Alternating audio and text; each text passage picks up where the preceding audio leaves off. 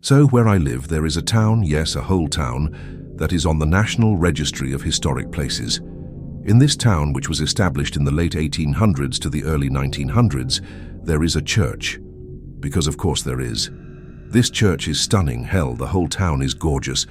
All of the original buildings still stand, and the people who live in them must keep them authentic, at least on the outside, but I'm getting off course. Now, as I said, this church is entirely original, which, given that it is made of wood, is amazing. Let's be honest, saltwater-related and saltwater-related weather wreaks havoc on wood. However, the exterior is in pristine condition, and like the exterior, the interior is also all original. Now, the first time that I saw this church, I was in awe. I will admit to being a bit trepidatious about setting foot in it, due to my being a pagan witch. However, walking in for the first time was wholly breathtaking. No, I don't believe that the church is unconsecrated. They still hold services there on Sundays. Walking in for the first time, I thought that I would be bombarded by angry spirits trying to push me out. That, however, was not the case. Sure, there were plenty of spirits, and most of them were not happy that a witch was setting foot into their church. I can't really say that I blame them. Now, the entire town is haunted, but the church, let's just say that I wasn't expecting there to be that many spirits there. After leaving that first time, I didn't expect to really ever go back, mostly because I didn't want to upset the spirits of the church. Unfortunately, for me, this past Monday my brother-in-law got married in said church. Out of respect for the spirits, I remained outside as long as the rain permitted. Eventually, I had to go inside for the ceremony. To my surprise, the spirits of the church were more than happy to have me and everyone else there. They sat among us in the pews and were nothing but kind.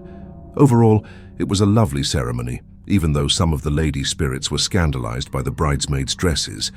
I have to preface this next part with a very sad short story. My husband's aunt recently lost her husband to cancer and has not been doing well. Not that I could blame her. I don't know what I would do if I lost my husband. That being said, even though they invited her, none of us expected her to show up. Well, okay, I knew she would be there, because even though she doesn't like me, she would never miss one of her nephews getting married, mostly because she was never able to have children of her own. So, again, I can't fault her for wanting to be there on her youngest nephew's big day. To be honest, it was nice to see her, no matter how much she dislikes me. This was about her nephew and not me. And no, I don't know how she feels about my new sister-in-law. Anyway, I was not surprised to see her husband there to support his wife and watch his nephew get married. What I didn't expect was for her to allow me to comfort her when she started to cry. I am normally a fairly decent person, but I will admit that I can be abrasive at times. Okay, most of the time. I don't like people in general, so sue me.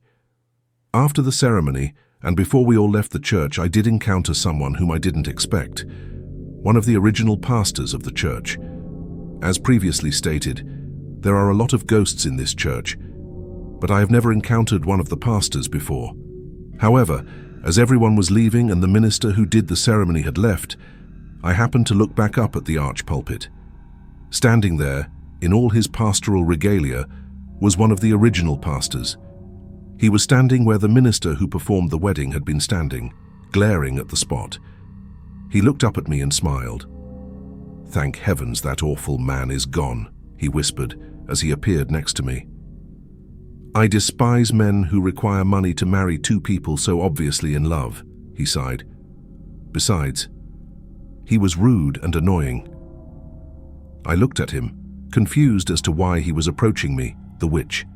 He smiled and patted me on the arm. "Not all who walk these pews approve of one such as yourself, but I have watched you since you first came to my church. You are respectful of the religious significance of this place as well as its history. I trust you, more than I trusted half of my congregation. Being dead has taught this old man a thing or two," he said, grinning. "You, my dear, are welcome here whenever you like. Perhaps you can help me convince a parishioner or two to move on." And with that, he left, just poofed away as if nothing significant had just happened. I stood there dumbfounded for a long moment, soaking in what had just happened. I have permission from a ghost to come help some of his congregation move on. I mean, sure, I've had people, Living asked me to help people move on. This was a ghost, though.